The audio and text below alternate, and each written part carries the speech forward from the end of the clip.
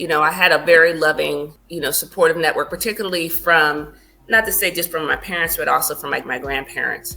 So, we go to church with grandma, on Sunday, and just instilled in me a sense of pride in myself, not an arrogance, but just kind of like, you have these possibilities. You can do so much. My grandmother was an avid reader. She was afraid to fly, but she always encouraged like travel, explore. And so I knew that there were, things early on in life that if I made certain choices, then certain paths would be cut off to me. Yep. I knew that kind of, I wouldn't say necessarily intuitively, right? I don't want to give myself that much credit, but it was just something that I understood, that if I have these goals and these aspirations, right? And they weren't fully formed. It was just like, I want to do something more than what I know.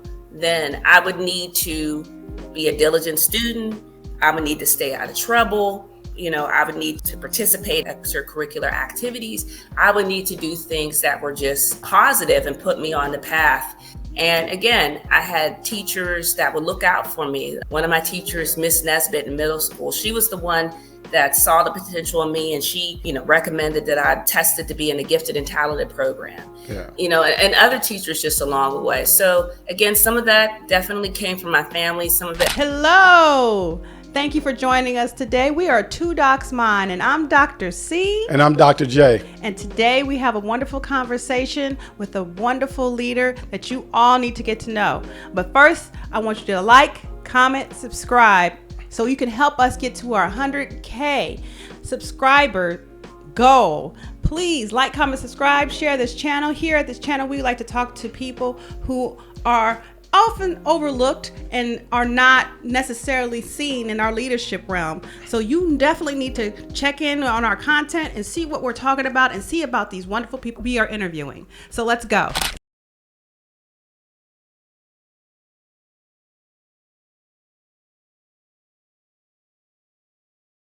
So first, we're excited. We have Angela Robinson Pignon here with us. And before we get into this interview, Angela, thank you for joining us on our channel, Two Doc Minds. Welcome.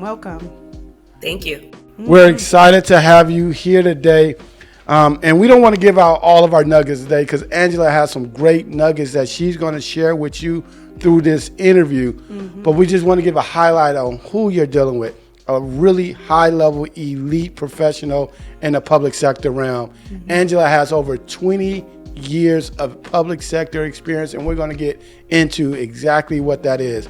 Also, she graduated from some of the most elite colleges in the country, an undergrad in Columbia, in a graduate school, and a master's at Carnegie Mellon. She started in Pittsburgh, Pennsylvania, and moved her way all the way up to a city manager, an assistant city manager in San Rafael. And we're excited to have her wisdom, her knowledge, and all the things and nuggets that she's going to share with us today. This is going to be an excellent interview. Right. And we thank Angela for joining in with us. It's a must-see, especially for people who are looking to understand what their capabilities are, where you can overcome certain struggles, and where you can start to identify how you can change your objectives and your strategies based on some of these great tips that we're going to receive from Angela today. Absolutely. So let's get right into it. You said where she started. So Angela, let us know where you started. Who is Angela? Where did she come from? Who did she come from? And tell us a little bit about those young years of Angela and how you developed, yourself as a youngster for this type of greatness. Yes. All right. Well, thank you again for inviting me to participate in this interview today. And as you mentioned, I'm originally from Pittsburgh, Pennsylvania. And I like to kind of think of myself always as the daughter of Bernard and Audrey. And in Pittsburgh, I'm one of 4 siblings. And, I had a pretty normal childhood. My mother, for the most part, was a homemaker until she went back to work when I was around 6 years old. And my father was an owner-operator of a tractor trailer. And so I would spend many a summer out of school, traveling with him, seeing the country. And so, one of the things that I was blessed with in my childhood was parents and loving support that encouraged me to be curious. And so through that curiosity, I was able to, do well in school. I was always a bookish kid. I say that in some cases, librarians kind of raised me. There was a library around the corner from my mom's job. And through that curiosity, I did pretty well in school. But I wanted to get out of Pittsburgh. So, my dad kind of put the travel bug in me. Like he would always say, people just got to get out of town. And so when I was looking for colleges, I decided when I was in 8th grade, I was like, I'm going to college. I don't really understand what it is, but I'm going to go there because the people that I admire, the teachers, like I said, the librarians and things of that nature, I knew that they vaguely knew that they had a college degree. So when it came time to prepare for college applications, I just went with what I had seen on TV, like fabulous places. And so New York was always a curiosity to me. I traveled to New York when I was a kid with my dad and with my mom.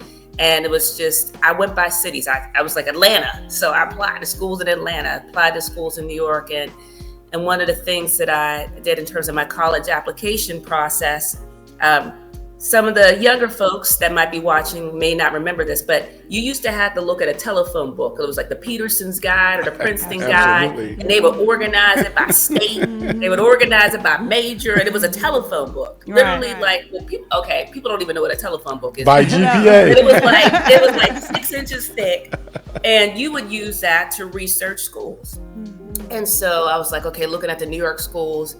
And I was like, okay, which ones are like the most selective, blah, blah, blah, blah, blah, most challenging, most prestigious. And I was like, oh, this school, Columbia, sounds like, it might be right up my alley. And I didn't understand at the time that it was an Ivy League school. I didn't even know what the Ivy League was. And so, I applied there and I was accepted. And I ultimately studied history and graduated from there. And, that just kind of set me off. I mean, in addition to my childhood and the benefit that I had of growing up with two extremely, hardworking parents, certainly the experience that I had going to school in New York City and going to school at Columbia were certainly transformative. But, I always say that, again, I'm the daughter of Bernard and Audrey. I'm a Pittsburgh girl at heart. One of the things that my parents raised me with and instilled with me was that, this kind of saying that half of life is getting along with other people and the other half of life is about showing up and working extremely hard. And so from both of my parents and in different ways, they instilled that in me. And so, both my parents were extremely hardworking. My dad wasn't as much of a social person as my mom was. And so definitely got the getting along with other people piece from my mom. My dad is a sole driver, owner, or operator. He liked getting in a truck and being by himself. So, but my mom, through her customer service experience working for Bell Telephone, which became AT&T, kind of encouraged me to kind of, in terms of the business etiquette and how you engage with people. And so, through them and certainly my education experience, that kind of set the foundation for where I am today. That is perfect. That's powerful. That's powerful. So it had to be something that set you up to get to Columbia from Pittsburgh, right? And so tell us a little bit about that journey, meaning I know, there's always some challenges in larger cities, right? How did you maneuver through all those challenges of a major city to get yourself to that? And, for example, I know you mentioned that, you went to school, the first ones to put metal detectors out, right, in the state. How did you weave that journey? Because we know a lot of folks that go through that and they find it hard to maneuver their way through that to get to where they want. How were you able to make those decisions to get there?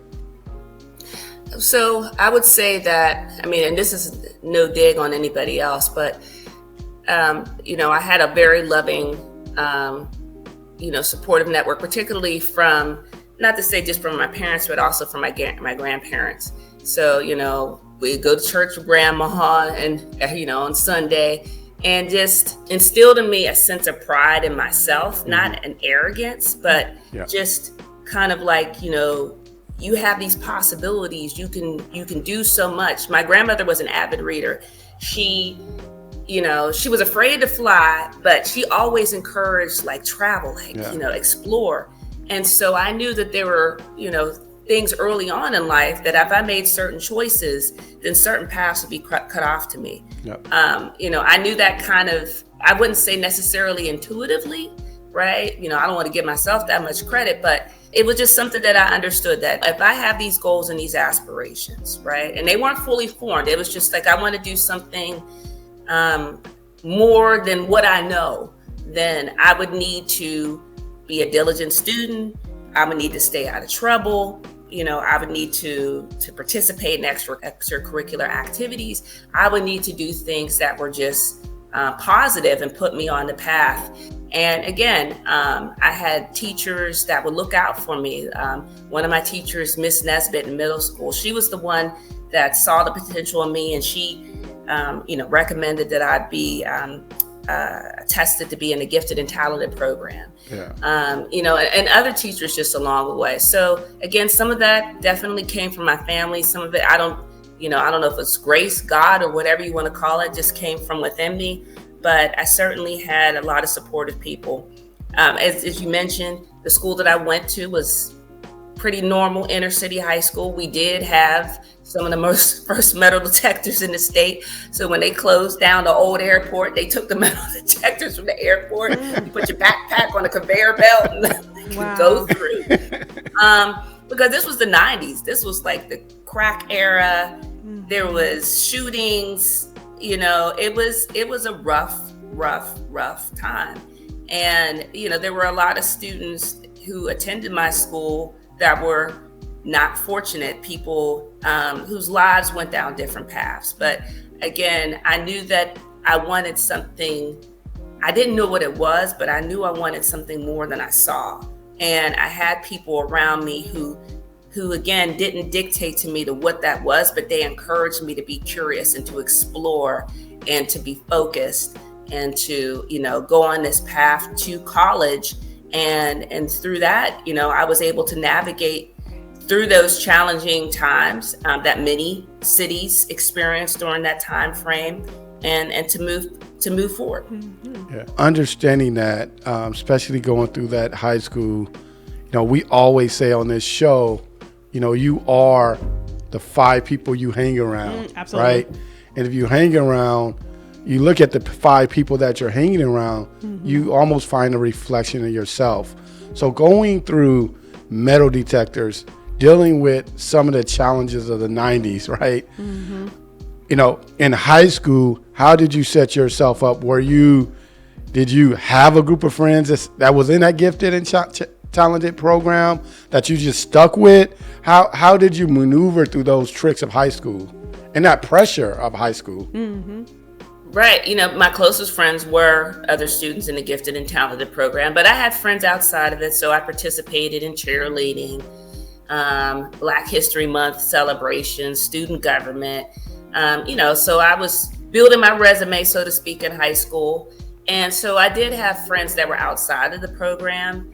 But again, a lot of those kids that are participating in those activities tend to be fairly focused on their own goals. So surrounding yourself with goal-oriented people, even if their goals are not the same as yours, but just like-minded in terms of focus, is critically important. And that's something that I encourage to my own kids. You may have people that have different interests than you, but what are their values? And that's fine for people to have different interests. I have friends that have different interests at different points in my life. I may be on one thing, and 2, 3 years, 4, 5 years, a decade later, I'm on to another. But it's really about choosing people who at their core, interests are important, but values I would put at a higher level. And so in my high school cohort, definitely those kids that were engaged in those activities that was my cohort. Those are my friends. Those are the people who I chose to hang around, and rather than cutting school, and getting into some sort of trouble. For me, again, I had a very, parents that expected a lot of me. They weren't prescribing exactly what it was, but they had expectations, and they weren't afraid to let you know, like, you had expectations, like, you need to come home with A's. Why did you come home with a B? And also just, certainly I didn't want to disappoint them. So that was the thing that kind of kept me focused as well, not just my own aspirations, but not wanting to disappoint my parents, because I knew how much they wanted for me to succeed as well. Making it through high school, succeeding through some of those journeys, and having that level of support. And you mentioned you had other siblings that you grew up with. Yeah. Did they all kind of go into that lane of that level of success? Because sometimes what you will see is, that family support will guide the whole family. Right. And just checking in this situation, did that help guide the whole family, or were you just the only successful person that made it? Well, so in terms of, success, I would consider my siblings successful. So my brother, he actually followed my dad into truck driving. That's good. And he's had businesses, he's bought real estate. And so I would, certainly consider my brother successful by any measure. And so my sister, she became an accountant. She got her MBA from the University of Pittsburgh. And so, I would consider that, she went down her path as well. And so there's many different ways to define Right. success. I mean, Right. we're all in different sectors. Yeah.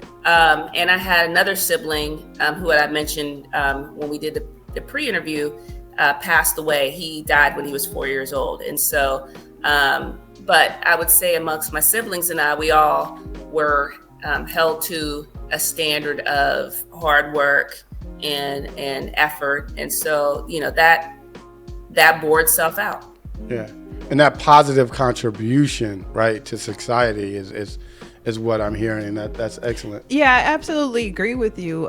Success is identified by each person, and you definitely can't measure anyone's type of success. And I think that when we're talking about it from our lens, is that, are you, like Dr. J mentioned, are you contributing in some sort of way to society in a positive way? And that definitely sounds like a super success to me. It sounds like your family dynamic was something that is just pivotal in a lot of people's success. It's amazing the way your story played out. Based on what you described in your high school experience and moving on to the trajectory of going to college, what drew you to that new experience? Wonderful cat. My son's cat. Hi, cat. This cat was not going to be shy for That's the camera. fine. Sorry. That's fine.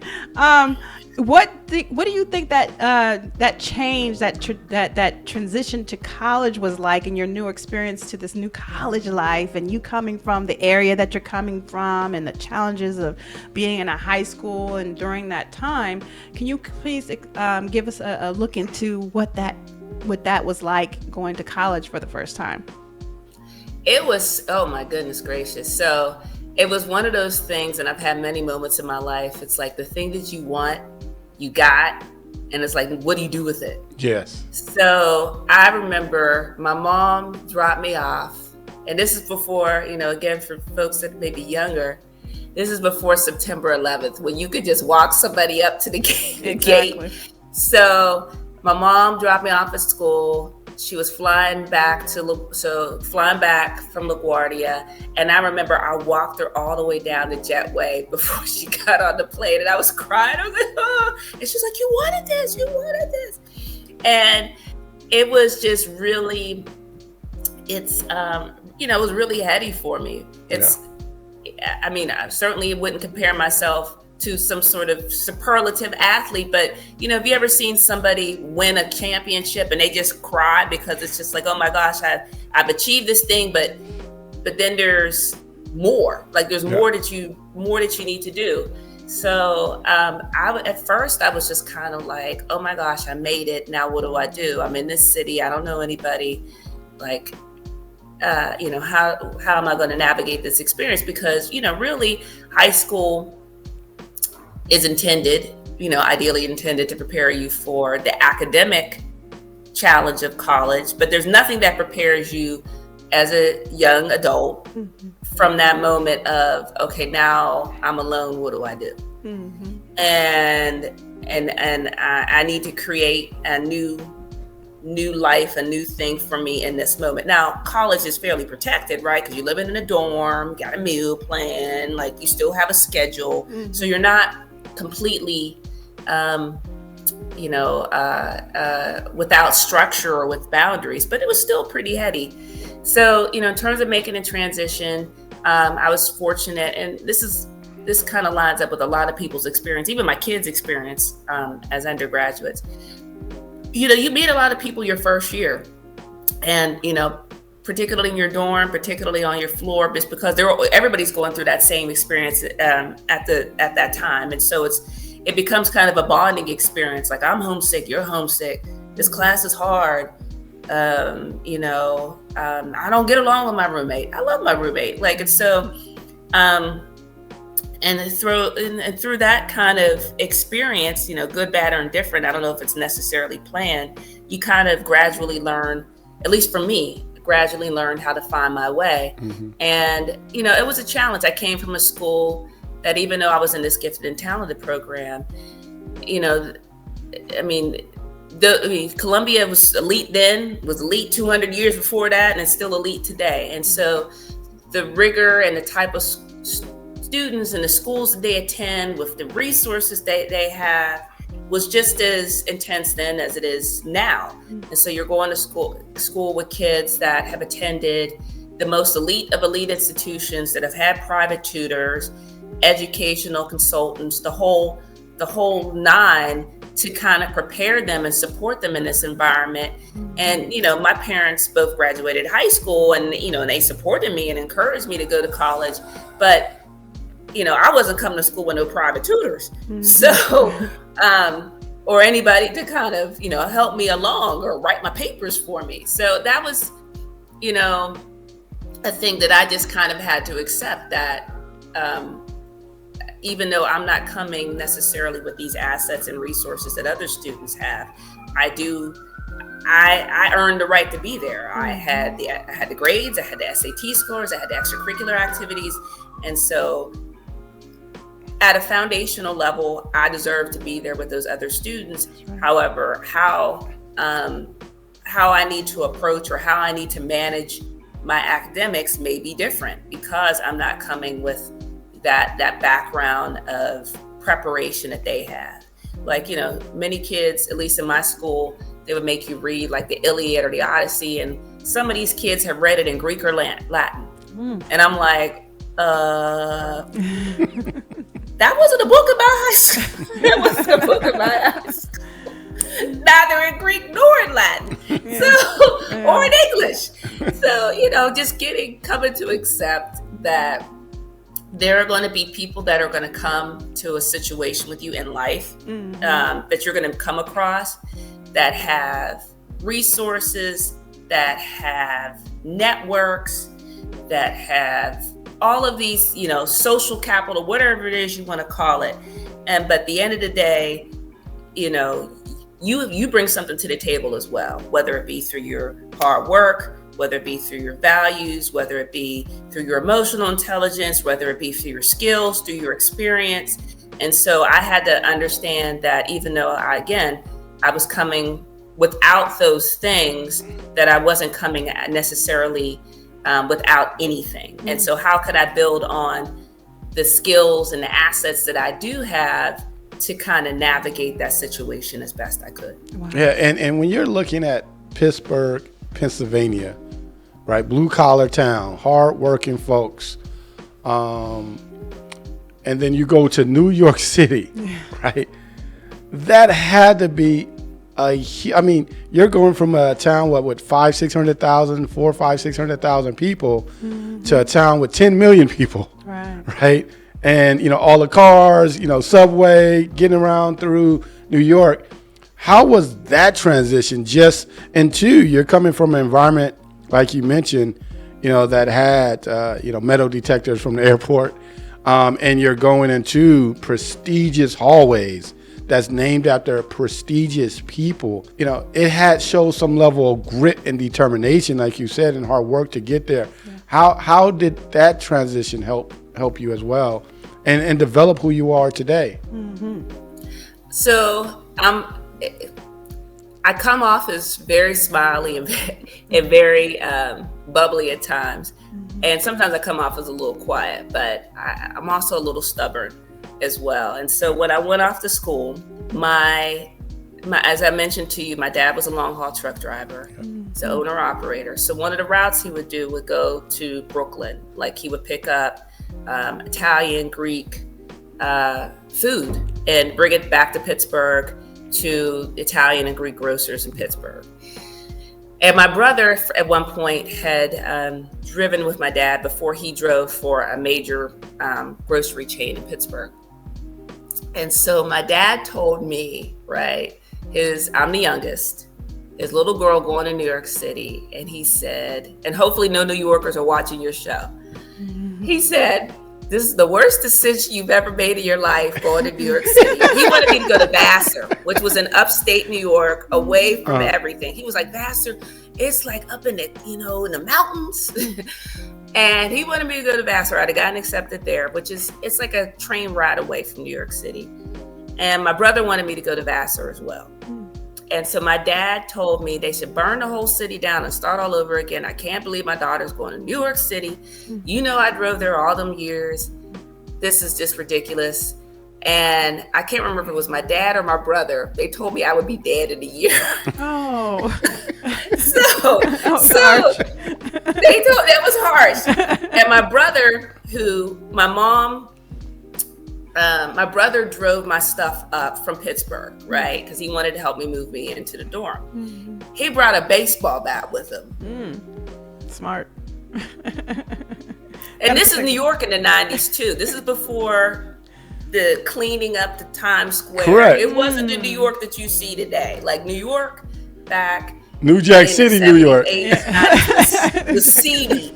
It was CD. So they were proud of me going to college, but they were not proud of me of being in New York City. Wow. So anyway, I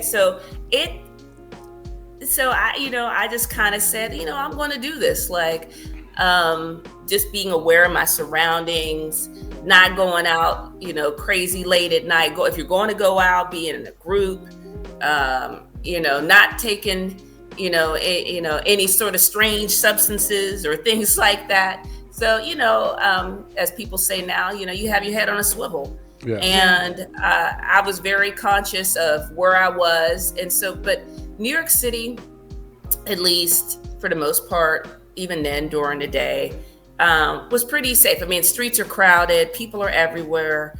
Actually, Columbia, if you visit the campus, is kind of like it's an oasis in the middle of Manhattan. Yeah. Like it's fenced on all perimeters. It's like you immediately cross through those gates and it's just like, it's a completely different environment. So for the most part, the campus was safe. And in terms of being in the city, I understood that I needed to be very conscious of my safety. And, with that statement from my dad and my brother, I was like, okay, I got this. Yeah. That's good. I like it. Wait and see, I have it. Mm-hmm. And so, I was able to be in that environment without any issue. Oh, just to round out this beautiful conversation about how you were able to overcome a lot of that nuance when it comes to entering into newer environments in college, is there anything that you could share with us about the most challenging time that you had during your college experience and how you overcame it and how it impacts you as the leader you are today? So between my freshman and sophomore year, so I was 18 at the time, my dad passed away. Mm-hmm. And it was a surprise. It was a shock. My dad didn't tell my siblings or I that he was undergoing treatment for prostate cancer. and he was undergoing chemotherapy and radiation. And, if depending on what your health status is or what have you, those chemotherapy and radiation are extremely powerful, and you have to be monitored very closely. And so in my dad's case, he told us one day, I think he told us like July 2nd, 3rd, or 4th, and he passed away on July 18th. And actually, it wasn't the prostate cancer that killed him, because we found out that the cancer itself was slow progressing form of prostate cancer, but it was liver and kidney failure related to the chemotherapy and radiation, because he wasn't being monitored as closely in terms of his vital signs, in terms of how his body was responding to the chemotherapy and radiation. And so, he passed away, and, I proceeded to like, okay, I gotta go back to school. I gotta keep pushing through. Yeah. And when I got there, it was just like the first month, I cried like every day. And so, I was struggling to go to class. I was struggling to go to sleep. I was depressed. And, I was mourning the loss of my father. And there was a lot that I needed to process from, my relationship with him, and just, this is the finality of it. When any loved one passed, this is the finality of, I'm not going to get to ask them anything. I'm not going to get to resolve anything. Like, this is it. And as an 18-year-old, it was difficult for me to kind of accept and to understand and to process. And so, I was able to, I think I was able to finish like one class, but I took W's, which means withdrawn or incompletes, right, for the balance. And mostly incompletes, because incompletes allow you to come back and take whatever exam and finish whatever coursework. Right. And so, I was calling my mom, and I remember like my mom, I was in a geology class, and I was like, I can't read. And my mom literally, she was working at the time full time, and she was like, just read the book out loud to me, like anything just to kind of help me get through that moment at that night. And it just wasn't working. It just wasn't healthy for me to continue to be there. And I wasn't going to have the desired educational outcome. I wasn't failing any classes, but it just wasn't going to be a positive outcome. I was just going to kind of struggle to the end, which isn't good. So I went and spoke to my dean and college dean, who, my academic advisor. And I told her, I was like, my dad passed away. I'm struggling. Like, I don't know what to do. And she was kind of cold. She was like, and the thing that I remember from the conversation was, well, if you leave, you're probably not coming back. Right. So she said, and I said, but I can't stay here. I can't cry every day. Like, this is not sane. And she said, well, if you leave, you're not coming back. I don't know of too many students that have ever come back. So if you leave, you're not coming back. And she said, and she said in a very like regal voice, you will always be a Columbia alumna, if not a Columbia graduate. And that was the end of the conversation, basically.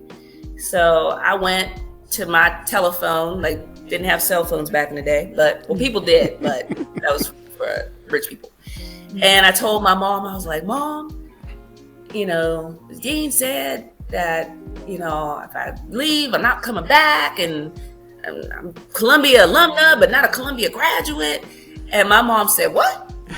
And she got off of work, right? And she hopped in her car, drove 7 hours straight. It was like boom, boom. And she's like, I'm going to talk to her tomorrow.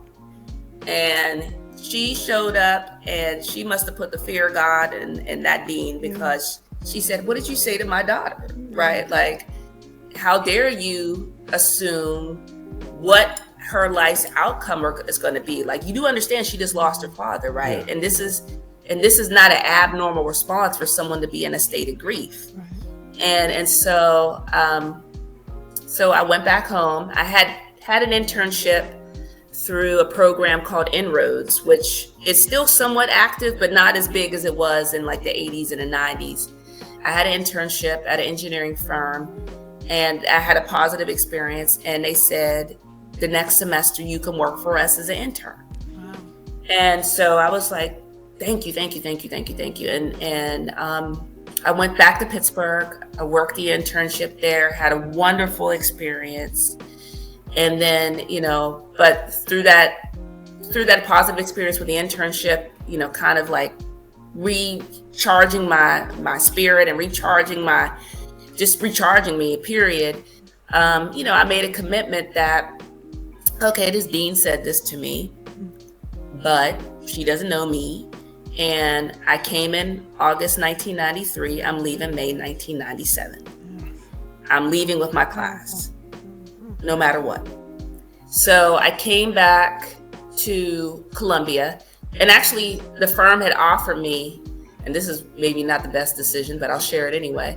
The firm offered me, they said, if you work here at the firm, we'll pay you an internship and we'll pay for your tuition at Carnegie Mellon, and I didn't take it. Oh, I went back. Wow. Because I was like, no, this lady said this to me. No, I could have gone to Carnegie Mellon for basically free. But anyway. Wow. And so I went back, and I took more credits than was allowable under their educational environment. I took like 21, 22 credits, 19, because I was like, I'm graduating with my class. I have to prove, not so much prove it to myself, but I just, I was just like, I can't, let this dean, have this one up on me that I didn't come back, and B, that I didn't finish with the class that I came in with. So that was the commitment that I made to myself, and I accomplished it.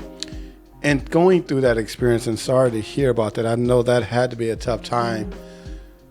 When you say that you wanted to get that 4 years in, did you feel like you had to prove it to yourself? Or did you have to prove her wrong? The one that, the dean that didn't believe in you. How was that picture in your mind to drive you through that point? It was a little bit of both. Because it meant not so much that I had self-doubt. It was more that I was like, I don't have any pearls on. I was like, I can't believe she doesn't believe in me.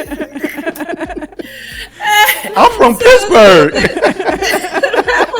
I'm hardworking. People in Pittsburgh are hardworking people.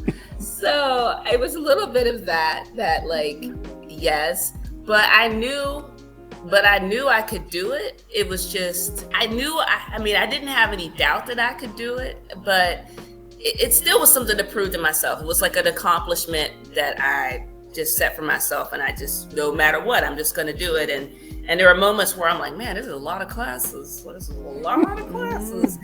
And just had to push through it. So it was a heady time, but I'm glad that I was able to, with the love and support, certainly of my mom, certainly of my friends that just encouraged me as well, able to see it through to the other side.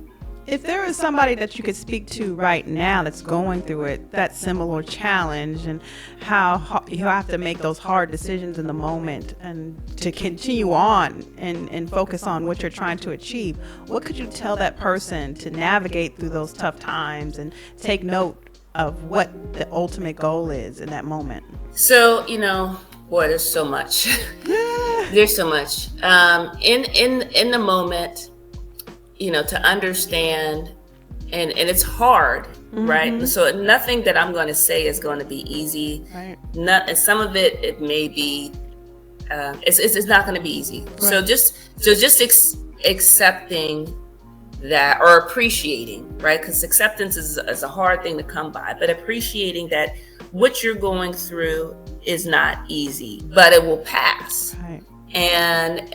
And appreciating again that other people have gone through the moment that you've gone through, and seeking, and so that's the first thing, just kind of acknowledging that this thing has occurred, and that it's painful, but at the same time there's an end, and also that other people have gone through it. And so from there, it's really about having people that you can reach out to mentorship, right? And so in some cases, those people may be immediately in your life. They may be a family, a friend, a mentor, a loved one.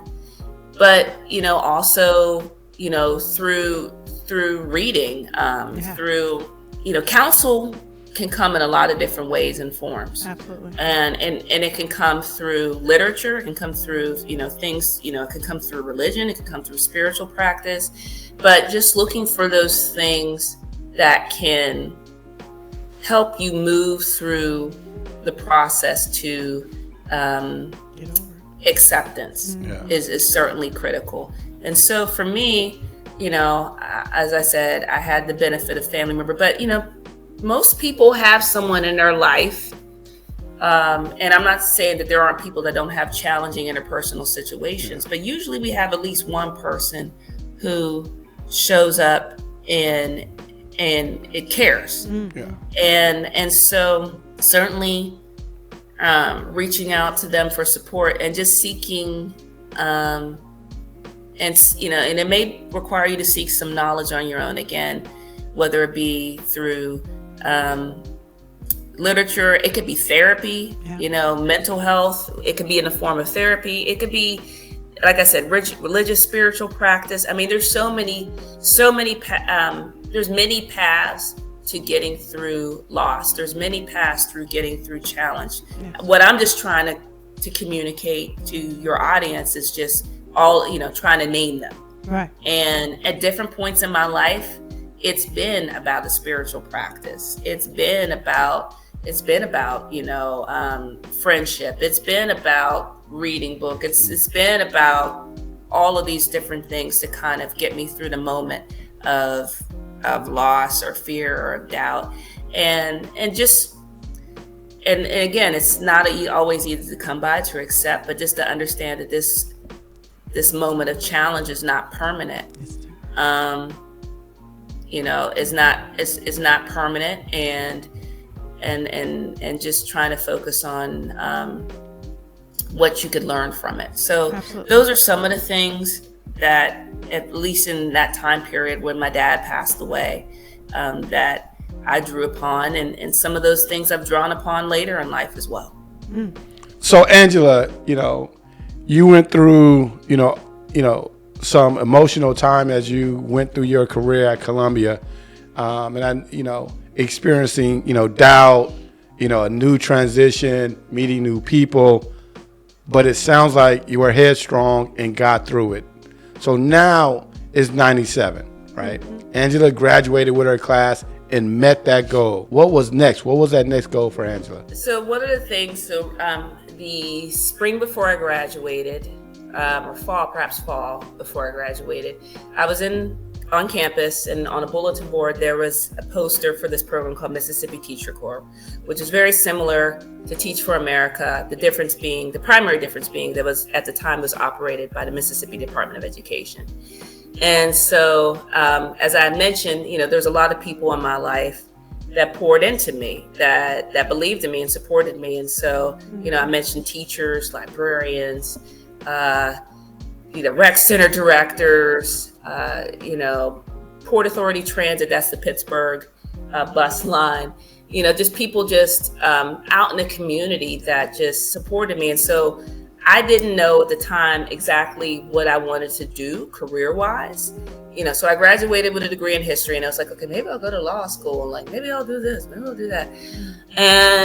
But be a public defender or something. And I saw this opportunity and I applied for it, and I was accepted. And so went to Mississippi, and there I met my husband. He didn't know, who was to become my husband. And he was there the year before. And so, in the end, I decided that I did not want to educate other people's children. That was not my calling, being a teacher. But what I did find is, my soulmate and love of my life, my husband, Joe. And so we met. And, I will say that going through that period in Mississippi was a challenge too. Being in the deep South, right? So I'm in Pittsburgh, I go to New York, and then I'm literally in the Mississippi Delta. You wanted all the flavors, right? I said I like to travel. Right? So, so I ended up down there. And so it was interesting. My husband, he's not African American. He's Mexican Irish, and so being an interracial couple in the deep South was interesting. But it was, and even though it was a challenging time, being in a new place, being in this relationship, being in a profession that I decided that, like, oh my gosh, this is not for me, was just like a jumble of, so it was just this pivotal time in my life. I would say it wasn't pretty. And so that's the thing that people also have to, accept and appreciate, is that things are not always going to be pretty when you're on the path to the next thing. Like, there's going to be bumps, there's going to be divergent things in your life that happen. There's going to be ups and downs. And I know it's easy to say, it's like, yes, life is full of ups and downs, but it's really true. And it's like, how do you recalibrate? How do you pivot? How do you take the lesson learned from that situation? Because even a situation that doesn't come back with the outcome that you wanted, right? Because I thought I was going to go down there and be Jaime Escalante. I was going to be Coach Carter. I was going to play basketball. I thought I was going to be all of it. Joe Clark. I was going to be Coach Carter. I was going to be me, Joe Clark. I was going to be all the teachers that ever was on a movie. It didn't happen. And so I had to lick my wounds and be like, whoa, okay. This is not the thing that I want to do. And this is when we moved back to Pittsburgh after we got engaged. And it was just like, I still want to serve. I just don't know what that service looks like. And that's where I landed in local government. And, again, even once I got to local government, there's so many different things that you can do, like different programs and policy directions that you can go. And so, but it was really, through that experience, humbling as it was, but still having the desire to serve. So it's like, okay, this is not the right thing for me. I'm called to serve. I'm called to do what I can within community. But if this is not it, okay, all right, what is it? And so I went back to Pittsburgh, and like I said, that's what started my career, my path towards local government. And I worked for Allegheny County, which is the county Pittsburgh is located within. And that kind of began my 20+ year path. Wow. And what was that job in that county that you took on, your first job? Because people sometimes see you as at a head of an organization, right? But don't really recognize that path that you went on and the ups and downs of those paths. So let's talk about your start. What was that position? What did you do? Right. So it was in Allegheny County. It was it went through a couple of different name changes. So it was federal programs. So basically I was an analyst where I would help to evaluate programs that were focused on helping people who are former steel workers, right, who had lost their jobs, get retrained for other types of work. So, or, get educational experience, other vocational training and things of that sort. So that was really my first exposure, was around program evaluation, looking at budgets, going to the organizations themselves. And it's like, oh, we got 50 people, and you show up, there ain't nobody here. Like, just kind of like basic things just to understand if the public's money was being used as it was intended. And so that really kind of intrigued me. And so it's just like, okay, I'm not the teacher, but if you have a program that says that you're intervening to help someone move from unemployment to employment, then how effective is it? What can you do to demonstrate that this program is providing the value that it says it does, or is it just all talk? Yeah. So that really kind of intrigued me, because it allowed me to use my analytical skills, allowed me to use my writing skills of observation. And it's funny, like, I wouldn't have necessarily thought at the time, but certainly my undergraduate education gave me solid foundation in analysis and writing, in research and observation, to be able to adapt to that job. And so, but that was my first experience. Wow. Your path is definitely unique and very inspiring. When you look at someone, a professional going into government or whatever sector, nonprofit sector, and they have to make a decision on what organization is going to best fit their needs and it's going to help them just move their career in the direction they want, what kind of characteristics should they be looking at when they're deciding to work for a particular organization? Or what kind of characteristics do you ideally look for in an organization that will help align with your career trajectory?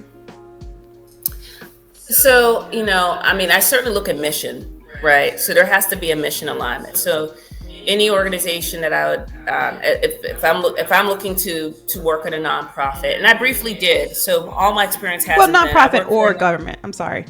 Okay. Any organization. Oh yeah. So any organization, I would say mission alignment is critical. So if your passion is child welfare, then maybe, maybe economic development is not your thing, right? Because there's a different focus and a different intention. Not to say that you don't like it, but that's just not where your passion lies. And so I would look at that. I would also look at the leadership of the organization. Certainly at the time when I was starting out, you didn't have the LinkedIns, you didn't have all the information that you can find online that you can now. I mean, you would have to rely on word of mouth, but certainly researching who's in a position of leadership. And again, if you're seeking out an organization, trying to get a feel for who and what they are about. Now, granted, someone's persona, online may not be their persona when you interact with them, positively or negatively. Like, there's times where you're like, ooh, and you're like, oh, I'm pleasantly surprised. And sometimes you're like, oh, I thought this person was going to be this, but no. So it's, but anyway, you have the benefit of that information to look at it. But those would be the key things: mission alignment, the organization, and certainly the role. Mm-hmm. How does the role align up with your career path? How does it line up with your skills? Mm-hmm. It's, again, I knew from, partly my experience that being a direct service, if you think of a teacher in public service speak as a direct service provider, I knew I wasn't going to be a teacher, but I knew that the school needed to get built, the lights need to be on, people got to get paid, people got to be evaluated. So it's just like, how can I support, thinking, using my experience and brief experience in education as an example. There are other things that you can do that can support that. You just have to figure out what that is. Right. And it may take some time, but you don't necessarily, if you make an analogy to sports, you may not be the quarterback, but you may be the linebacker, or you may be the physical therapist, or you may be the equipment coordinator. So there's many things that you can do to be a part of a team that supports a mission. It's about figuring out what that is based off your skill set, what your career path is, figuring out mission alignment, and using the resources you have available, particularly online, to know who's going to be on your team and figure out if there's a fit, to try to anticipate if there's a fit. Again, once you get into a real situation, of interacting with someone, you'll understand more about that fit. But do some due diligence up front. Absolutely. Yeah, and it's interesting that you mentioned, serving, right? Because when you sometimes go to those elite colleges, they're looking to go into those Fortune 500 companies. They're looking to work for mom, dad, uncle, and cousin, right? But sometimes you don't see that public service ideal in many of the students. How did you get that? Where did that come from? That public service mindset, meaning I want to reach back and give back, right, to my community, other communities that need that support. Where did that come into play for you? Well, as I mentioned, certainly there were many people that through my life had graced me with that, and I really consider it grace and a blessing. But I would say the person where I saw, I guess, more upfront was through my grandmother. And so my grandmother, like many women of the era, had been, stayed at home. She had little card games to make ends meet every now and then. But for the most part, my grandfather was a sanitation worker for the city of Pittsburgh, and she was at home. But later on in life, when my grandfather retired, she was in her 60s, and she was like, I'm looking for a career path of my own, or a way to serve of her own. And what she stumbled across was this program called the Foster Grandparents Program, which was operated through the American Red Cross with the support of the county. And basically the way the program was designed in Pittsburgh was, she was basically, and I say lay because she didn't have the credentials, but basically she was a lay social worker. And they would send her into some of the worst child welfare cases in Pittsburgh. And for that, being a lay caseworker, showing up at court, doing case files and things of that sort, she got basically a bus pass and a $100 stipend. And so, so to me, that's like the definition of selflessness, because she wasn't paid right, but that's a whole nother story. But she would, again, go into foster family situations where either they're kinship care or family reunification. So where a child had experienced extreme trauma, and she was trying to give coaching and support to families that are either parents being reunified with their children, or with extended family or other foster parents that had taken these children in to support them. And also through that, helping judges, basically through her work, to make a determination as to whether or not the family should be reunified or the placement should be made permanent. And so, she was, she graduated high school. She wasn't a college educated woman, but yet she was assigned to the worst cases. And I recall those cases being on the news when I was a kid, and my grandmother would be like, "Yeah, I was assigned that one," and it was crazy situations. And just thinking of that, and just her commitment she loved children, love children, and just her enormous care and passion for children was just impressive to me. And the way that she did this, she was like 65, and she would go to all these neighborhoods across Pittsburgh. She never learned how to drive on the bus, right? And showing up at court, and I remember watching her when I would visit her, just writing in longhand all of her case notes, was impressive to me.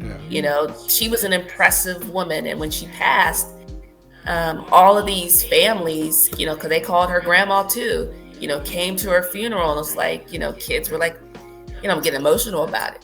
Said that she saved their lives. And so that was something that really had a profound effect on me. Wow. That's amazing. That's very powerful, Angela. And so, that set you out on your journey, having grandmother's experiences and seeing the impact of those experiences. and you wanted to have that same impact in whatever community you're serving, right? And so you started out in Pennsylvania, and you started out as an analyst, but you have risen, right, through the ranks of the organization, whereby you can really help change policy for folks at a whole different level, because you can make sure people get paid right. That's number one, right? And so tell us about that journey. You started out as an analyst, and then now you're an assistant city manager.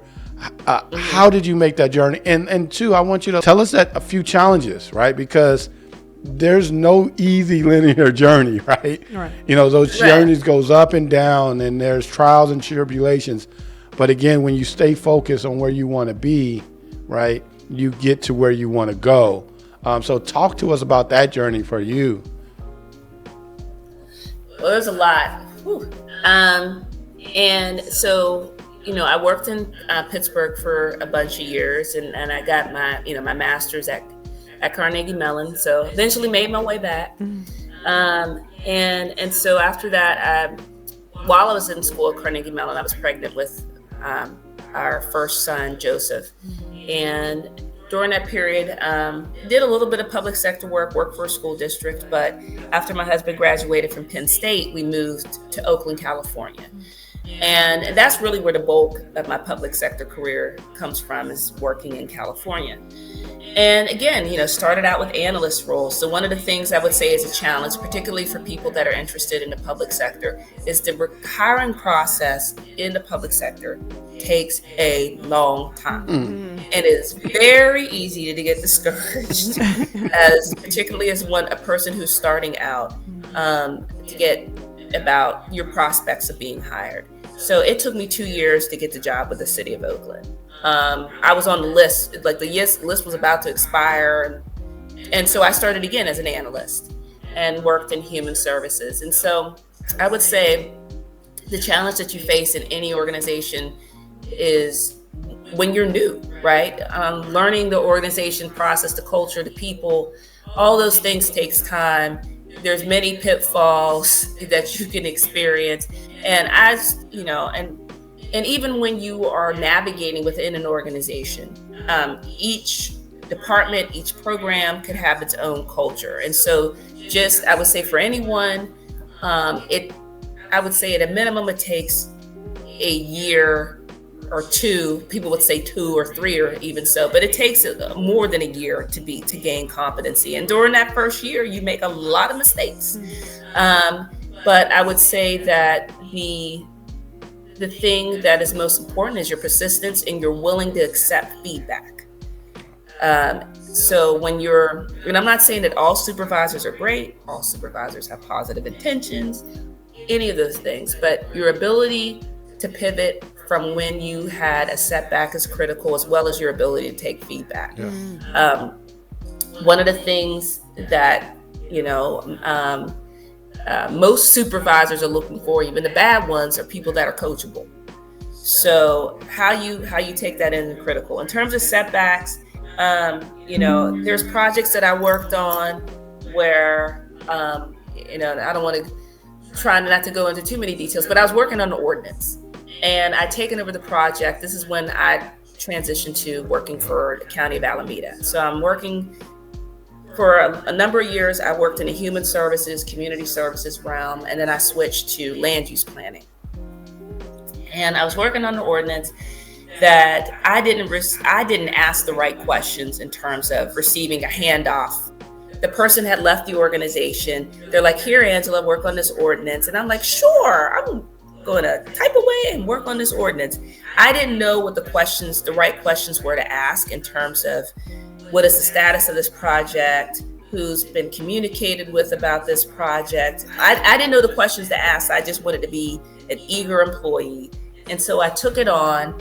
And with most ordinances in most cities, you have to post a public notice, right? So I'm typing away, there's a public notice, and it goes off like fireworks. So we had a public meeting about the ordinance. The room was packed. There were some commissioners that had gotten death threats It was the sheriffs were there, Wow. and it was I was pregnant again with my with my third child. It was just a mess. This woman basically called me everything but a child of God, sat down and said, "I hope your baby's okay," and smiled. Oh my It God. was just crazy.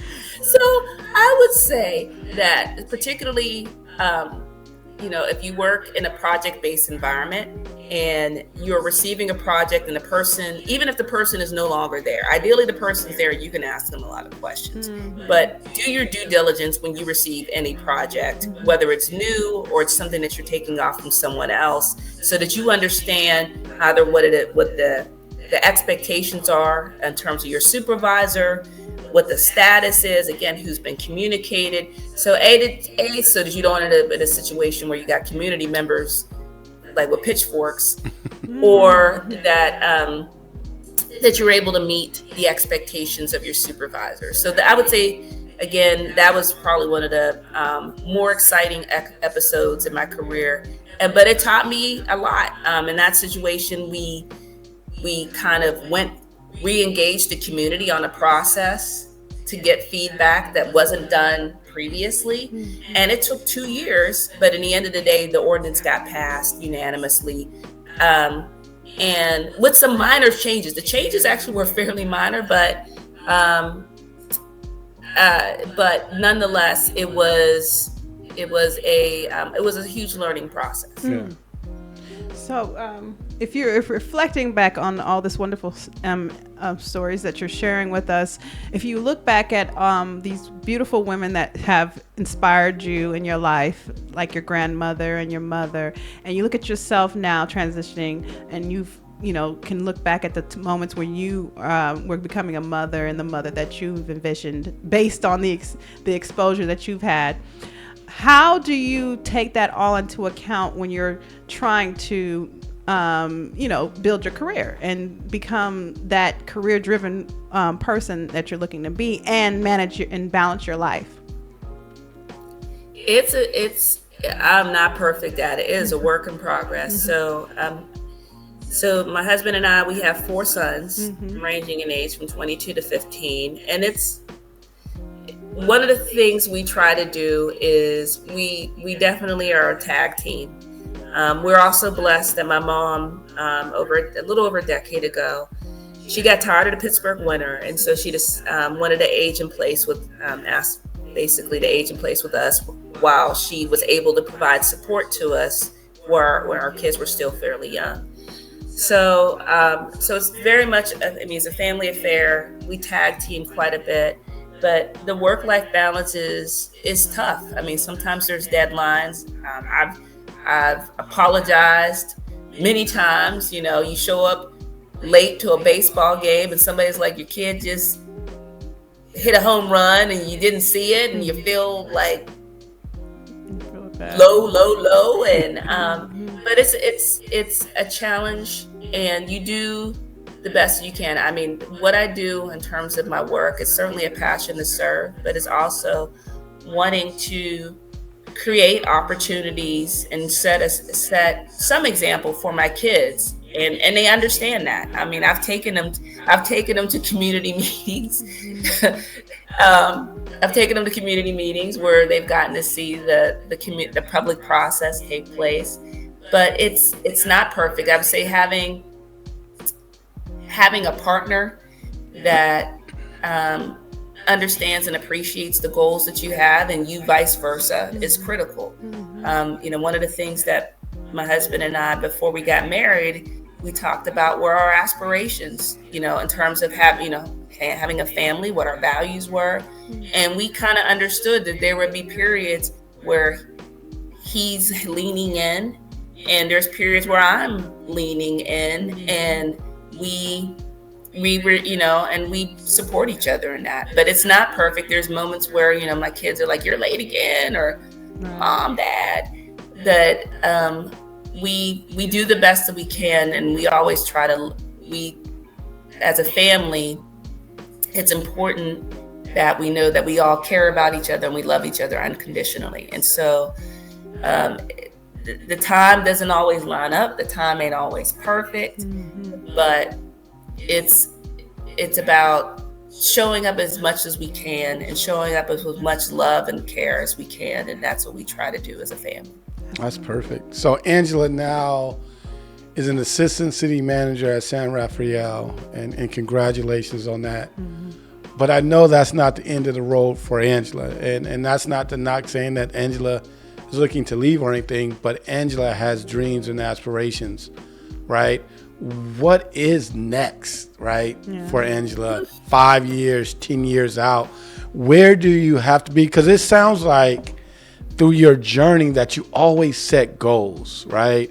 And they are very ambitious goals, to get to some of the elite colleges, to raise a family, right, and still be able to push forward, to have, a husband and share those moments, and meet to meet those expectations, to get to, second in command at a city, right? Those takes goals, ambitions, and a little bit of stubbornness, right, to get there. What is next for the next 5 or 10 years for Angela? Well, certainly right now, trying to learn as much as humanly possible about the organization. So moving from different organizations, size, city, county, being in so I previously was a deputy city administrator in Oakland, and Oakland's 400,000+ people, and being an assistant city manager in a city of around 60, little less than 60,000 people, gives me a different perspective in terms of operations. Because the organization has fewer employees, you get more up close and personal in terms of different policy development and things of that sort. So I want to learn as much as I can about the organization and contribute as much as I can to the organization. So that's my primary focus right now. Certainly within that time frame, it's possible to, I definitely see a city manager role within the next 5 to 10 years. But also, my kids are getting older. My youngest is 15. Kids are in one that's applying, in the midst of applying for colleges, one in college, one that just left. Just wanting to support my kids in their young adulthood. It's it's one of those things that kind of not so much surprised me, because I'm very close to my mom and obviously she lives with me. But that relationship has evolved, and I know that I want to pour into that relationship as well. And my husband and I will be empty nesters soon, and so figuring out within the next 3 years, and so figuring out what that brings in terms of our lives and what we're able to do. So there's a lot. It's in a very the next 5 years are going to bring a lot of transition. But right now, in terms of work, just focusing on learning as much as I can and contributing as much as I can to the organization, while also keeping focus on my kids going through their transitions, and then the soon to be empty nester syndrome. So I'm in the midst of a lot, and it's not settling down anytime soon. So stay tuned. Just beginning. So one more question for me. So Angela, you've had a great journey, a lot of great experiences, and some of our audience is looking for solutions or answers, or even that mentor. You're speaking to people that you don't know you're speaking to. For those that are struggling, trying to find their way, are going through some challenging times, are trying to figure out their path, what advice would you give them? I'll go back to it, and I said it's not easy to accept, but this too shall pass. There's been many dark moments, in my life, or moments where I just, you're just on your knees, and it's like I don't know, and sometimes the best thing to do in a moment where you're just kind of overwhelmed is to be still. Our society at this point doesn't,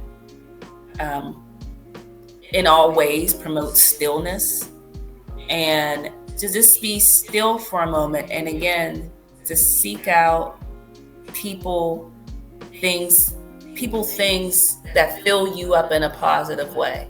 And it could be a person that's in your life. It could be literature. It could be through many different ways. Two Doc Minds podcast. Yeah. Yes, the Two Doc Minds podcast as an inspirational tool. Yes, definitely. Just knowing that it will pass, taking a moment for pause. Sometimes the best thing you can do in a moment where you feel that the world is caving in is to stop. Okay. And that's okay, to take a moment to just take a moment and, breathe in deeply, and then to seek that guidance, and then to move. One of the things that I practice, I do yoga.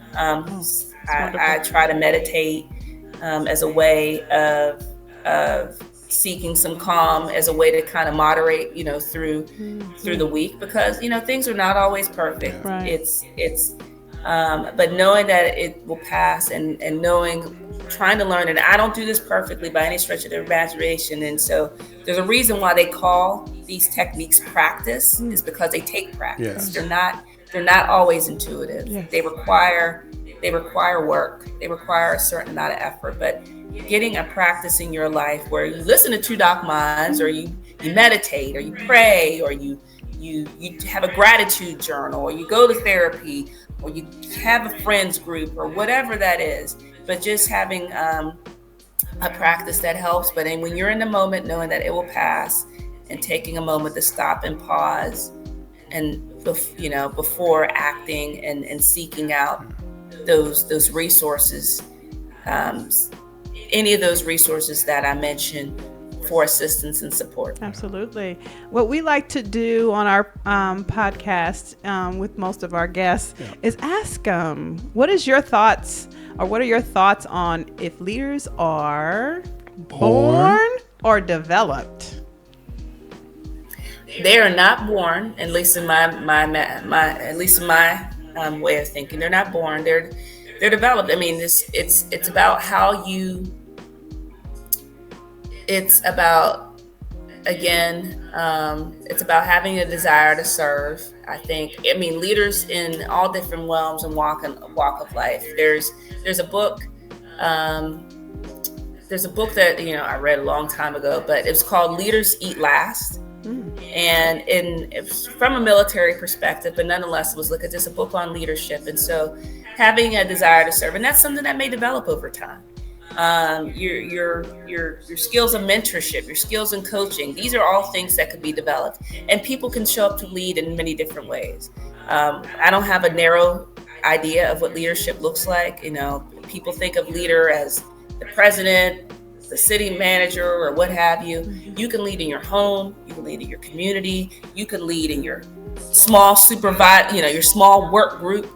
I mean, there's so many different ways, but it starts with a desire to serve and to be of support. And I think that those are qualities that each of us can cultivate in our lives. And if you think, and people start to think about it, it's like, I would challenge your audience to think about, okay, I may not be at the top of the pyramid in terms of the hierarchy of my organization, my work organization, but where are the places where I show up to lead and to serve and to support and to focus on that? And so I believe that definitely leaders are develop over time, and it's a skill that's worked upon, that you can work upon and you can develop. Okay. Absolutely. So, well, Angela, we want to first thank you for joining our podcast. First, Angela, we want to thank you for joining our podcast. Your story and all the nuggets that you gave our audience, I think will really resonate with them, right? And as they process through their career and their leadership style, and as they process, where they want to be as individuals, this would really help them grow. And we appreciate you taking your time out to really meet with us, but more importantly, share your journey, right? Because that's part of everyone. We all have a journey, right? And being able to share it sometimes really help others to be able to maneuver through their journey in a very positive way. So thank you for doing that and being a part of Two Doc Minds. Yes, thank you so much. I think that a lot of these conversations are going to allow someone that's sitting in their own space and trying to figure out how to make that next move have an aha moment, like, aha. Thank you, Angela. I got it. I appreciate your gift. And you just never know what impact you have until, they finally say, oh, thank you. Absolutely. But thank you for joining our podcast. We really do appreciate you. Well, thank you both for having me on. This has been a wonderful experience, and I hope it does touch many people's lives. So I appreciate you for allowing me to have this moment, and thank you. Perfect. So just make sure you like, comment, and subscribe to Two Doc Minds for all the good content, and hit that notification bell. Oh my gosh. You got to be the first one to get this fresh, hot new content about Angela. So make sure you hit that. There's more content to come. Yes. Thank you for watching Two Doc Mind, and I'm Dr. J. And I'm Dr. C. And have a great day.